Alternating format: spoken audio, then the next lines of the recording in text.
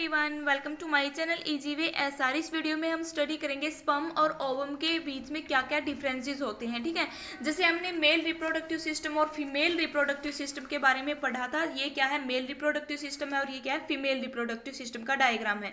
अगर आपने ये वीडियो नहीं देखी है तो पहले आप इन वीडियो को देखना, क्योंकि तभी आपको समझ में आएगा कि स्पर्म क्या था, ओवम क्या था। ठीक है, तो देखो जो स्पर्म और ओवम है, मैं पहले आपको इनका डायग्राम दिखाऊं।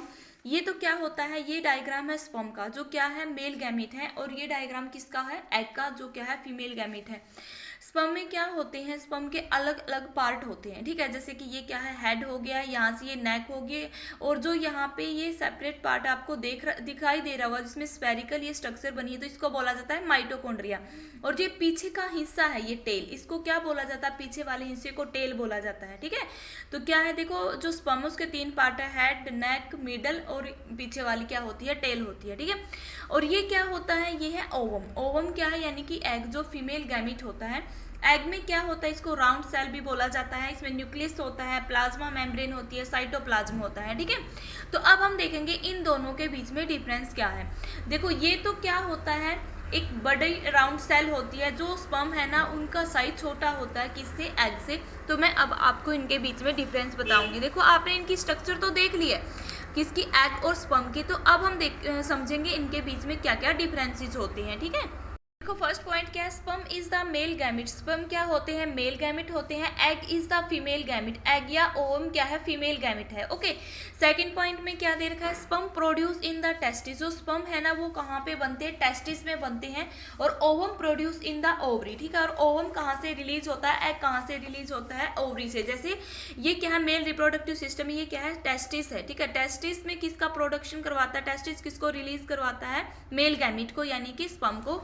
और जो ये दो ओवरी होती है फीमेल रिप्रोडक्टिव सिस्टम में, ये क्या है, की पार्ट होता है फीमेल रिप्रोडक्टिव सिस्टम का, और ये क्या करता है, ओवम को रिलीज करवाता है, यानी कि एग को रिलीज करता है।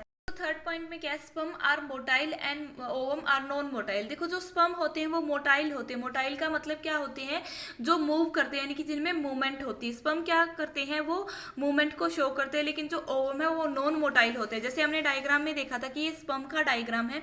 स्पर्म क्या करते हैं, अपनी टेल की हेल्प से, और जो हेड है इसकी स्ट्रक्चर इस टाइप से होती है कि आसानी से मूव कर सकते हैं। क्योंकि जब सेक्सुअल इंटरकोर्स होता है मेल और फीमेल में, स्पर्म क्या करते हैं, ट्रेवल करके वेजाइना के थ्रू कहाँ पे एंटर करते हैं, फैलोपियन ट्यूब में, और फिर वहां पे एग को ही फर्टिलाइज करते, जाइगोट बनता है। ठीक है, लेकिन जो ओवम होता है ये क्या होता है, नॉन मोटाइल होता है। ठीक है, तो देखो इसका फोर्थ पॉइंट क्या है, sperm contain X and Y chromosome. ठीक है, जो स्पर्म होते हैं ना, उसमें एक्स और वाई दोनों क्रोमोसोम होते हैं, लेकिन जो ओवम या एग होता है उसमें ओनली एक्स क्रोमोसोम होता है। ठीक है, तो क्रोमोसोम का क्या मतलब होता है कि जो मेल और यानी कि बॉय और गर्ल बनते हैं ना, वो डिपेंड करते हैं क्रोमोसोम में। ठीक है, जो मेल है, जैसे मैंने अभी आपको बताया कि जो स्पर्म होती है ना, जैसे हम लेते हैं यहाँ पे मेल है और ये क्या है, फीमेल है। ओके, तो जो मेल में क्या होता है, स्पर्म, और फीमेल में क्या है, एग है। ठीक है, तो मेल में क्या होता है कि दोनों एक्स और वाई क्रोमोसोम मिलते हैं, लेकिन जो फीमेल है उसमें ओनली एक्स क्रोमोसोम मिलता है। ठीक है,